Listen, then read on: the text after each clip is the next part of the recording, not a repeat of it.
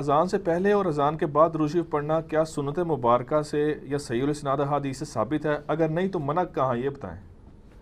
دیکھو چوبہ مار دیتا ہے۔ پہلے میں میٹھی سی بات کرتا ہوں کہ اذان کے بعد تو درود شریف پڑھنا ثابت کیا حکم ہے؟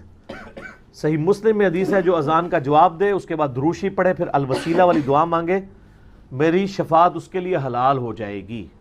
اور الوسیلہ والی دعا بخاری میں آئی ہے، اللہم رب هذه الدعوة التامة والصلاة القائمة آت محمدا الوسیلة والفضیلة وابعثه مقاما محمودا الذی وعدتہ۔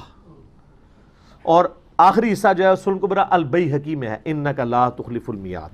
باقی کہانی ہے بیچ میں جوڑی ہوئی ہے۔ تو اذان کے بعد تو درود شریف جو ہے وہ تعلیم کیا گیا۔ اذان سے پہلے والا جو درود ہے نا وہ سب کانٹیننٹ میں شروع ہوا ہے، وہ بھی سارے نہیں پڑھتے۔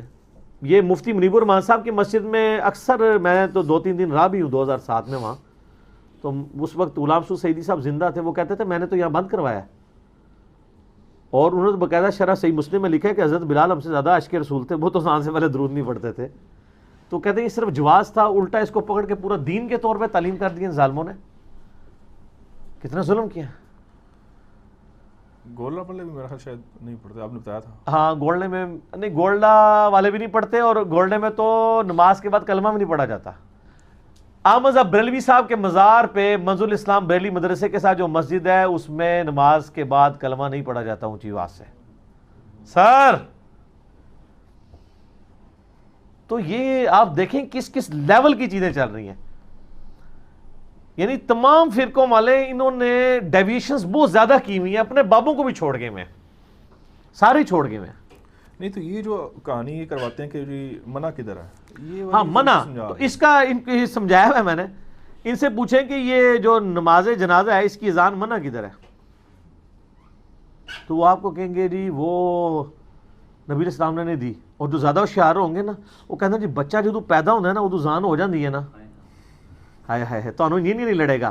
ٹھیک ہے، جس طرح حضرت ابراہیم کو وہ نمرود نے کہا تھا نا کہ میں بھی زندہ کرتا ہوں مارتا ہوں، اور 2 قیدی منگوائے ایک کو چھوڑ دیا، تو حضرت ابراہیم نے ویل لیفٹ کیا، پھر کہا کہ سورج مشرق تو کاٹ کے دس، نال ٹھوس ہو گیا۔ آتا ہے نا قرآن میں، اے ٹھوس کرنے سے ان کو ٹھیک ہے چھوڑ دو۔ عید کی اذان کہاں منع ہے؟ اب تو کچھ بھی نہیں ان کے پلے، اے وہی ہے کہ سورج مشرق تو کٹو، تو کہیں گے جی وہ نبی علیہ السلام نہیں دیتے تھے۔ ان کو کہ نہیں نہیں نہیں، آپ کی تو ڈیفینیشن یہ ہے کہ جو نیکی کا کام ہے وہ منع نہ ہو تو کر سکتے ہیں، منع نہیں تو کر سکتے ہیں۔ اور بخاری مسلم میں الفاظ ہیں جہاں اذان دی جائے شیطان کئی میل دور بھاگ جاتا ہے، اس کی ہوا خارج ہوتی ہے۔ تو جن لوگوں نے بیچاروں نے پڑھنی عید کی نماز ہوتی ہے تو وہاں تو کم از کم ایک اذان تو ہونی چاہیے، کم از کم جو سال بعد مسجد آتے ہیں ان سے تو شیطان دور ہو۔ اچھا میں اتنی دفعہ کہہ چکا ہوں کہ مجھے آگے ڈر بھی لگتا ہے کہ شروع ہی نہ کرا دے۔ جی میں آپ کو اس کی ایک اوریجنل بات بتاتا ہوں۔ یہ ڈاکٹر تعلق قادری صاحب آپ کو پتا ہے عالمی محفل میلاد کرواتے ہیں، مینار پاکستان کرواتے رہے جب تک وہ، اب تو وہاں نہیں کرواتے، ماڈل ٹاؤن میں کرواتے ہیں۔ تو ہر دفعہ ایک یعنی مقدمہ اٹھایا جاتا تھا، آپ کہتے ہیں یہ جناب تیسری عید ہے، تیسری عید ہے، تو عید کی تو نماز ہوتی ہے، عید کی نماز ہوتی ہے، عید کی نماز ہوتی ہے، تو آپ اس کی نماز شروع کروائیں، ہونا کراتی شروع تو ہڈی ایسی تیسی۔ انہوں نے یہ کیا کہ جب تہجد کا وقت آتا تھا نا تو وہ باقاعدہ پھر جماعت سے نوافل پڑھاتے تھے کہ آپ شکرانے کے نفل ادا کریں کہ نبی علیہ السلام دنیا میں تشریف لائے۔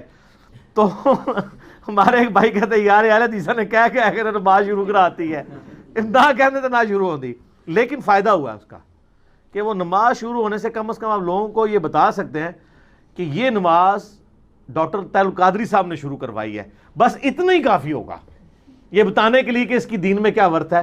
یعنی آپ تو ہم کہتے ہیں نا صحابہ تابعین سے ثابت کریں، آپ کو یہ نہیں کہنا پڑے گا، آپ کہیں گے تعلق قادری سے پہلے کسی سے ہی ثابت کر دیں۔ کتنا آسان ہو گیا بات سمجھانا کہ اتنی بڑی کہانی ہے کہ تعلق قادری صاحب سے پہلے نہیں ایگزسٹ کرتی۔